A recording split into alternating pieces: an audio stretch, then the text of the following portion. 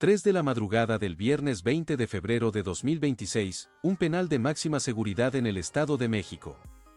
Un hombre que pensó que podía jugar en dos bandos al mismo tiempo y una orden que bajó desde el centro de mando federal que cambió todo lo que creíamos saber sobre los límites del poder del cártel de Sinaloa, incluso desde una celda en territorio estadounidense.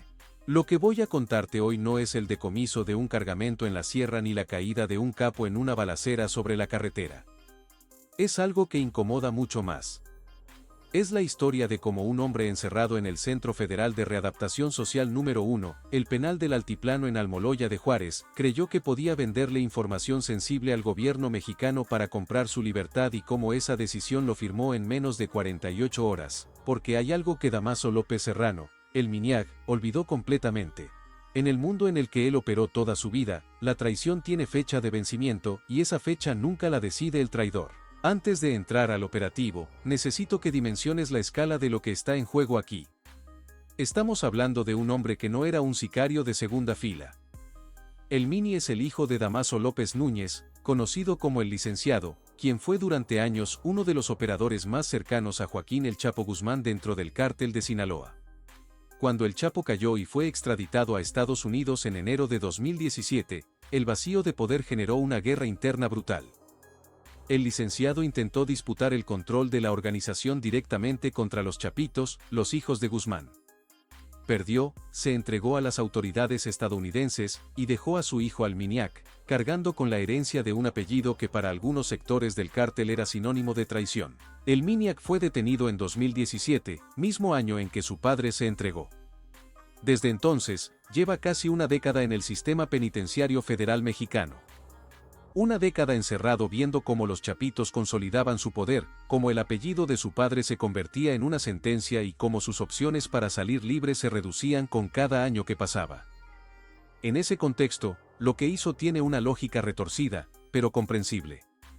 Buscó la única moneda de cambio que le quedaba, información. Y la información que tenía no era menor.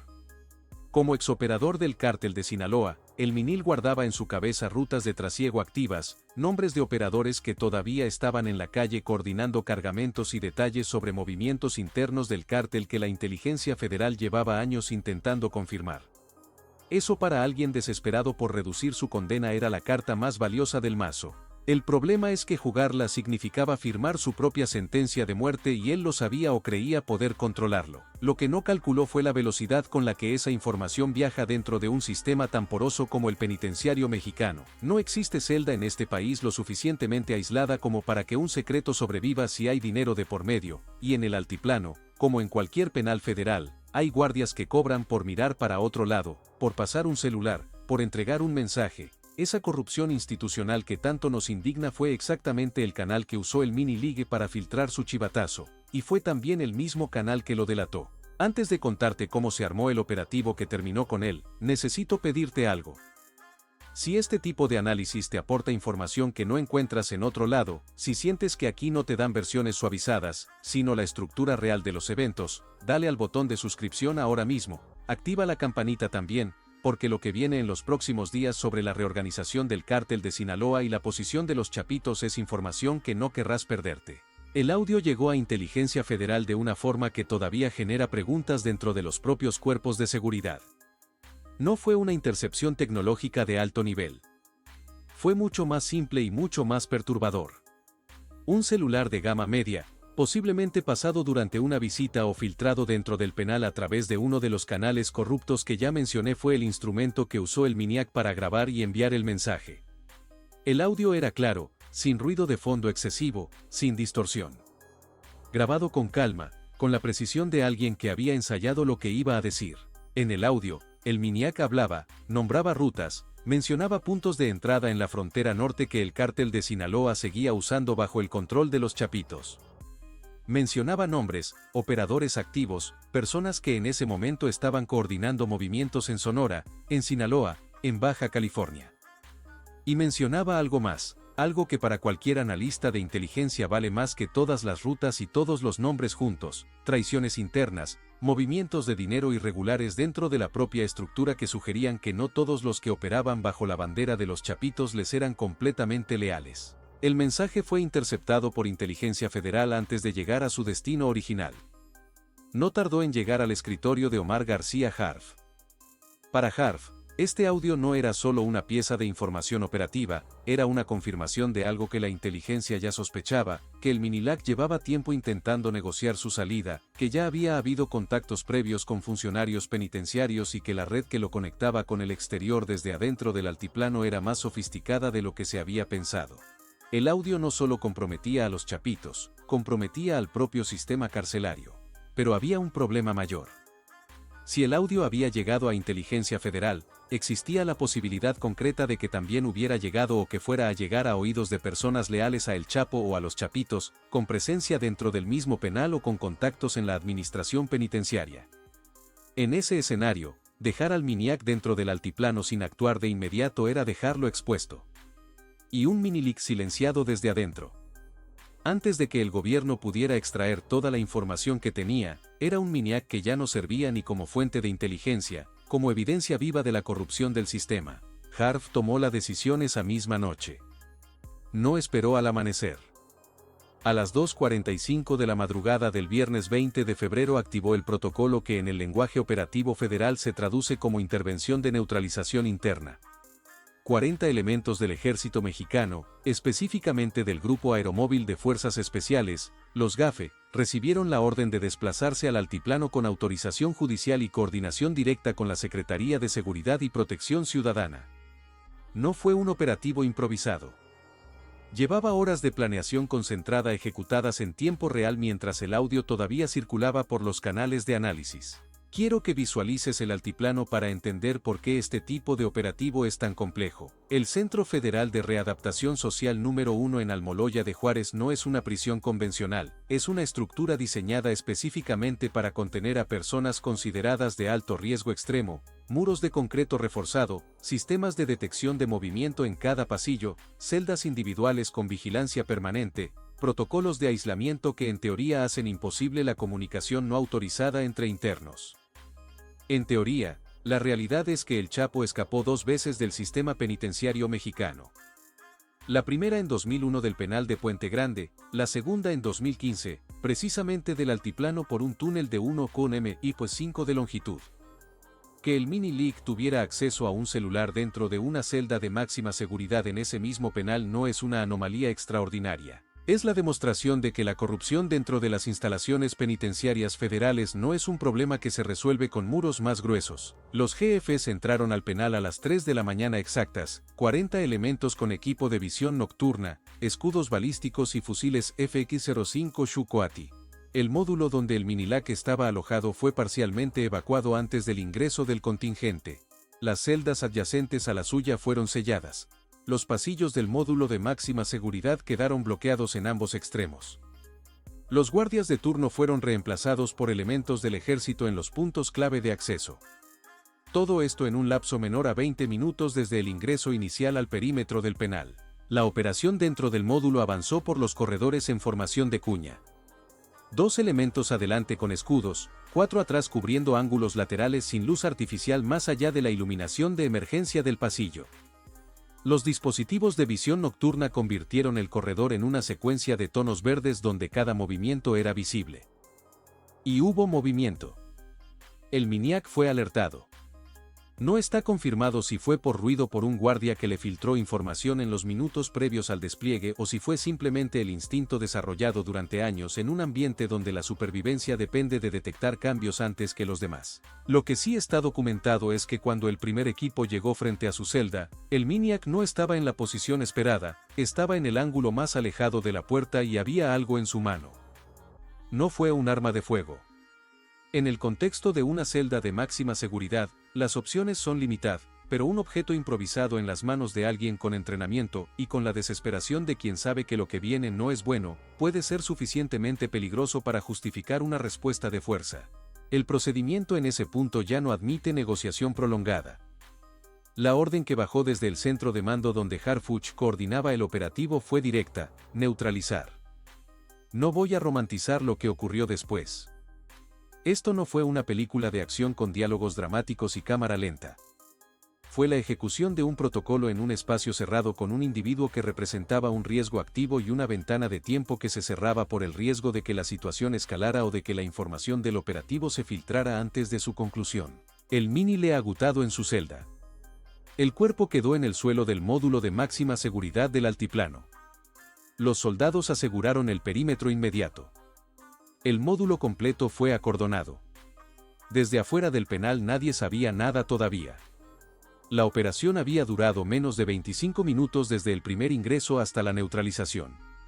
Ese nivel de precisión no se improvisa. Eso es el resultado de inteligencia acumulada, coordinación interinstitucional y una cadena de mando que en ese momento funcionó sin fisuras. El registro de la celda comenzó inmediatamente después del aseguramiento del área y lo que encontraron ahí no fue la evidencia de un hombre que había cometido un error puntual, fue el inventario de una operación sostenida de filtración que llevaba tiempo activa. El celular estaba escondido dentro del colchón de la cama, en un hueco practicado con precisión para que no fuera detectado en revisiones superficiales. Era un dispositivo de gama media nada llamativo, exactamente el tipo de aparato que puede pasar desapercibido en una revisión rápida. La batería estaba casi agotada. Eso significa que había sido usado intensamente en las horas previas. Los peritos informáticos lo aseguraron de inmediato en una bolsa antiestática para evitar cualquier borrado remoto y procedieron a la extracción forense en sitio. Lo que apareció en los registros del dispositivo fue, según las fuentes cercanas al operativo, una bitácora de comunicaciones que abarcaba varias semanas, no un mensaje aislado de pánico enviado esa noche, semanas de intercambios cuidadosamente redactados con información dosificada, como si el mini Leag hubiera estado calibrando qué tanto revelar y a qué ritmo para mantener el interés de quienes estaban del otro lado. Nombres, rutas, fechas de movimientos, contactos en la frontera. Todo organizado con una claridad que hacía evidente que este hombre entendía perfectamente el valor de lo que estaba entregando. Junto al celular, los peritos encontraron notas escritas en papel, no en papel de cuaderno, en papel higiénico. Eso dice algo sobre las condiciones de aislamiento real dentro de la celda y también sobre la determinación de alguien que no tenía acceso fácil a materiales, pero encontró la manera de documentar de todos modos. Las notas estaban escritas con letra pequeña apretada, nombres en clave que los analistas tardaron horas en comenzar a descifrar, pero que en contexto resultaron ser referencias a operadores activos de los Chapitos en al menos 3 estados del norte del país. También encontraron efectivo fajos pequeños de los que no llaman la atención si alguien los ve en una revisión rápida. No eran cantidades grandes, pero el mensaje que transmiten es más importante que el mon. Ese dinero no llegó solo, llegó con alguien. Y eso significa que al menos un guardia, probablemente más de uno, había estado facilitando el acceso del minileago. El hallazgo más perturbador no fue el celular, ni las notas, ni el efectivo. Fue un detalle que los analistas cruzaron después, ya fuera del penal, cuando comenzaron a revisar la cronología completa de las comunicaciones del mini-Lee. Los mensajes que había enviado no iban solo a una dirección, iban a varios destinatarios, y uno de esos destinatarios no era una autoridad federal, era alguien dentro de la propia estructura del cártel de Sinaloa que según los patrones de comunicación estaba usando la información que el MINIAC filtraba para sus propios fines. El MINIAC no solo estaba traicionando a los Chapitos con el gobierno, estaba siendo usado simultáneamente por alguien más dentro del cártel que tenía sus propios intereses en que esa información circulara. Si eso no te hace detenerte a pensar, no sé qué lo hará, porque lo que eso implica es que el mini-legante con una estrategia clara. Era una ficha que varios jugadores estaban moviendo al mismo tiempo sin que él lo supiera completamente y eso lo hacía prescindible para todos ellos en cuanto su utilidad terminara. Si llegaste hasta aquí y todavía no te has suscrito, este es el momento. Lo que viene en las próximas semanas sobre los movimientos del cártel de Sinaloa después de este episodio y sobre la respuesta de los Chapitos desde sus posiciones en México va a ser información que muy pocos medios van a analizar con este nivel de detalle. Suscríbete ahora, activa la campanita y no te pierdas nada. Harf emitió una declaración en las horas siguientes al operativo, no fue una conferencia de prensa con cámaras y flashes. Fue un comunicado conciso, técnico, del tipo que se emite cuando se quiere informar sin dar más detalles de los necesarios. Confirmó la intervención en el altiplano. Confirmó la neutralización de Damaso López Serrano. El Mini afirmó que la operación fue consecuencia de inteligencia desarrollada a partir de una filtración interna que comprometía la seguridad de operaciones en curso y cerró con una frase que no necesitaba mucha elaboración para entenderse. La traición dentro de las estructuras criminales acelera su propio colapso. Esa frase importa, no es retórica vacía. Es una declaración operativa sobre la estrategia que el gobierno federal está aplicando contra las organizaciones del crimen organizado en este momento. Y es también una advertencia para cualquiera dentro del sistema penitenciario que esté pensando en replicar lo que intentó el Miniac. Ahora necesito preguntarte algo y quiero que lo pienses en serio. ¿Quién tomó realmente la decisión de silenciar al Miniac? Porque la respuesta que la lógica operativa sugiere es incómoda. El Mini-Leak tenía información. Esa información parcialmente filtrada al gobierno, parcialmente circulando en canales internos del cártel, ya había sido expuesta. Ya no era un secreto que guardara vivo. Lo que hacía peligroso al Mini-Leak para el gobierno era que podía retractarse, que podía cambiar su versión, que podía ser usado por la defensa de los chapitos en algún proceso legal para desvirtuar la información que ya había entregado, y lo que lo hacía peligroso para el cártel era obvio desde el principio.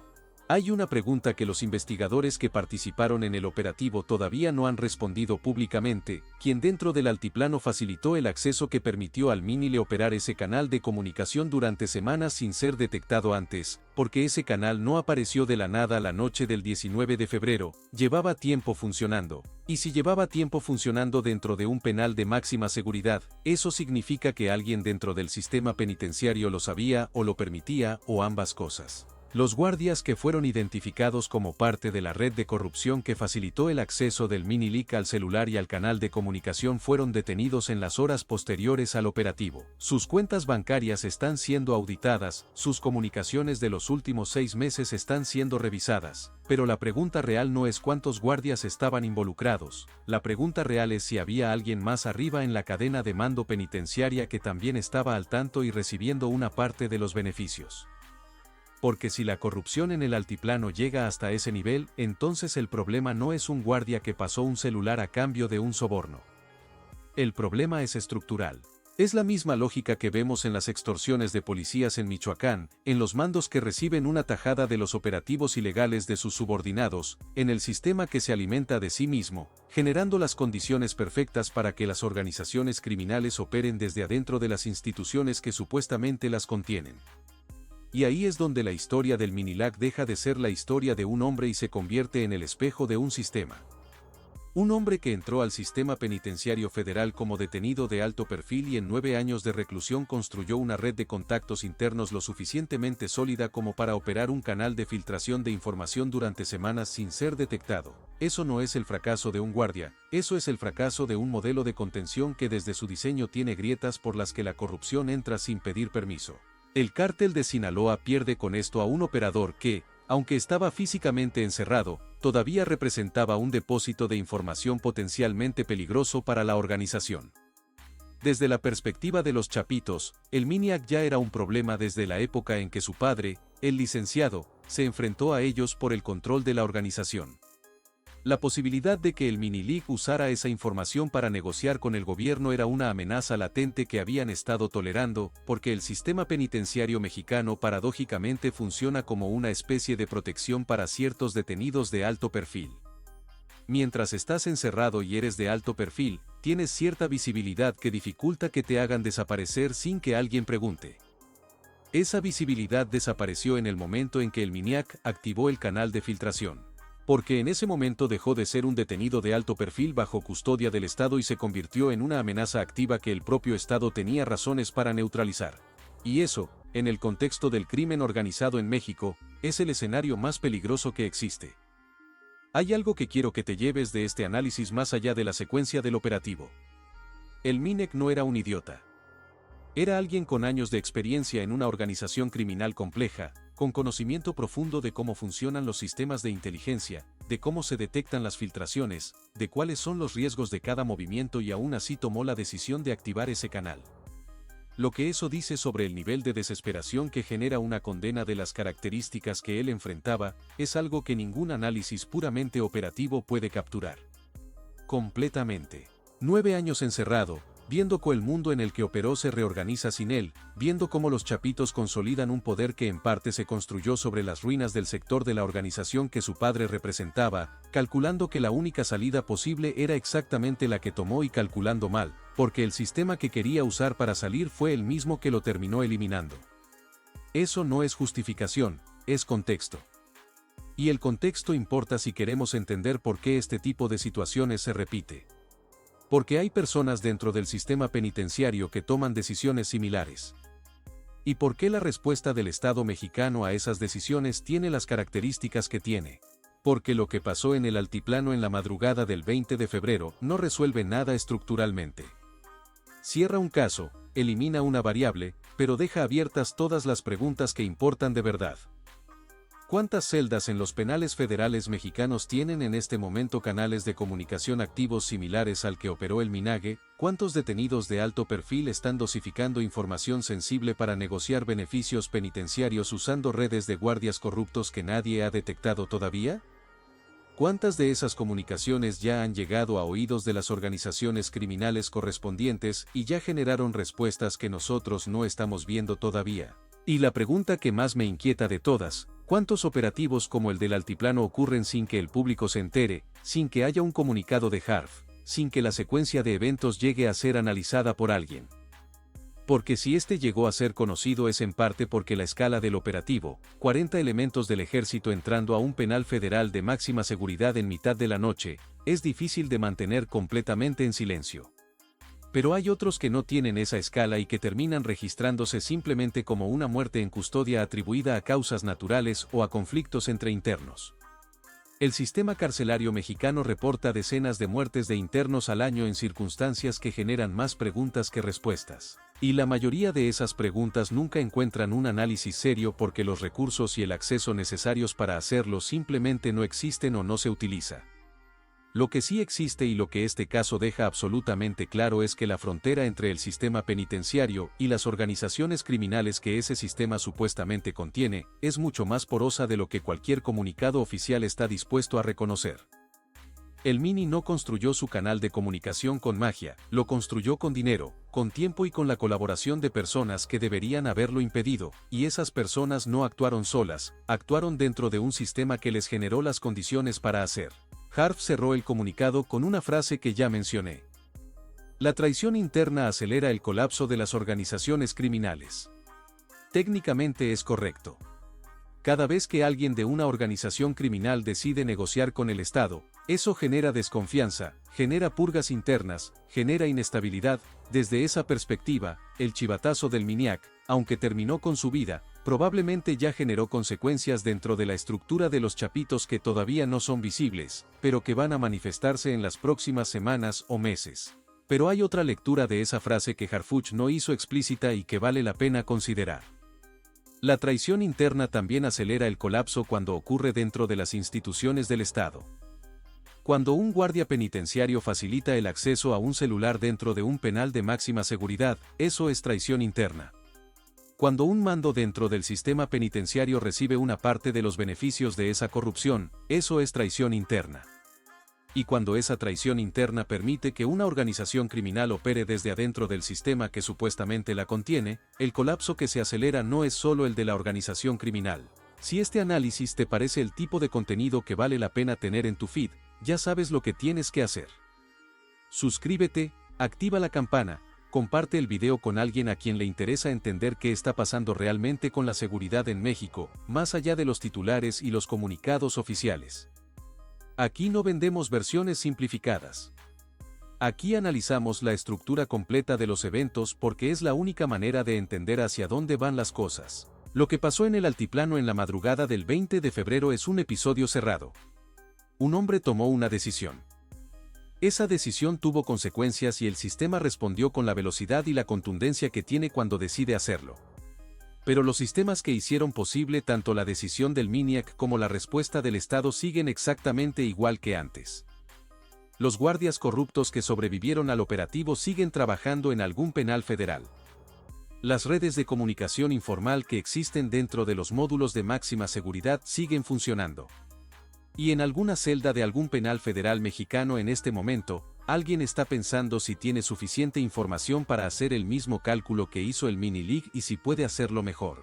Y mientras eso ocurre, el Chapo sigue en su celda en Florence, Colorado, aislado, sin contacto con el exterior, cumpliendo cadena perpetua más 30 años en una prisión diseñada específicamente para que ningún interno tenga influencia sobre el mundo exterior. Esa es la versión oficial. La versión que los comunicados del Departamento de Justicia de Estados Unidos repiten cada vez que alguien pregunta. Pero lo que el caso del MINAC deja sobre la mesa, es una pregunta que nadie en ningún comunicado oficial va a responder directamente. Si un hombre encerrado en el Altiplano, uno de los penales de máxima seguridad más vigilados de México, pudo operar un canal de comunicación activo durante semanas, ¿qué nivel de aislamiento real tiene el Chapo en una prisión federal estadounidense donde el acceso consular y los procesos legales generan contactos regulares con el exterior? No estoy insinuando una respuesta. Estoy señalando que la pregunta existe y que nadie con acceso a la información real tiene incentivo para responderla públicamente. Lo que sí es verificable es el efecto que este episodio tuvo dentro de la estructura del cártel de Sinaloa en las horas posteriores al operativo. Según fuentes cercanas a la investigación, la noticia de la neutralización del MINIAC circuló dentro de la organización antes de que cualquier medio la publicara. Eso significa que alguien con acceso a información del operativo, alguien que estuvo presente o tuvo contacto con quienes estuvieron presentes, lo comunicó hacia afuera antes de que el Estado lo hiciera oficial. Eso también es una filtración, solo que esta vez en dirección contraria. La respuesta interna del cártel fue inmediata y predecible en su forma, aunque no en su alcance. En las horas siguientes al operativo, al menos 3 operadores de nivel medio identificados en las notas del MINIAC cambiaron de ubicación, dejaron las zonas donde operaban habitualmente y se movieron hacia puntos alternos que la inteligencia federal todavía estaba rastreando al cierre de este informe. Eso significa que la información que el MINLEAG filtró, aunque llegó al gobierno, también generó una reacción de ajuste dentro de la organización que puede haber neutralizado parte de su valor operativo. Los chapitos no se quedaron quietos, esperando a que el gobierno usara lo que el Mini le entregó. Se movieron antes de que pudieran hacerlo. Eso plantea una ironía brutal. El chivatazo del Mini League que le costó la vida puede haber generado menos daño real a la organización del que él esperaba que le comprara libertad, porque la información que entregó ya estaba siendo parcialmente anticipada y neutralizada desde el momento en que alguien dentro de los canales de comunicación del cártel detectó que había una filtración activa. Y si eso es así, si la organización supo antes del operativo que el Mini League estaba hablando, entonces la pregunta de quién tomó realmente la decisión de silenciarlo esa noche se vuelve todavía más compleja de lo que ya era. Lo que queda después de todo esto no es solo la imagen de un módulo acordonado y un cuerpo cubierto por una sábana en el altiplano.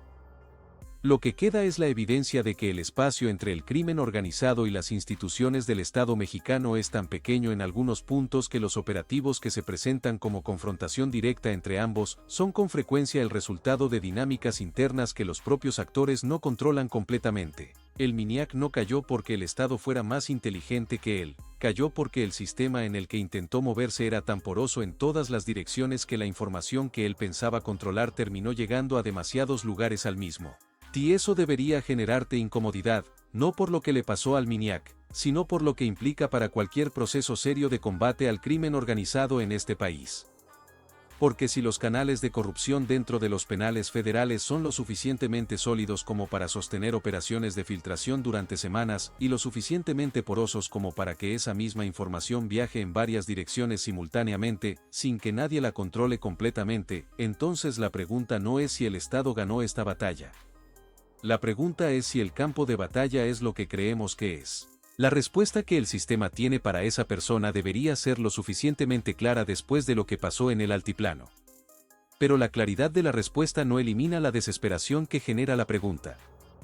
Y mientras esa desesperación exista, mientras el sistema penitenciario siga siendo un espacio donde la corrupción tiene más presencia real que los protocolos de seguridad, estos episodios van a seguir ocurriendo con otros nombres, en otros penales, con otros canales de comunicación y con otras consecuencias. Nos vemos en el próximo informe. Cambio y fuera.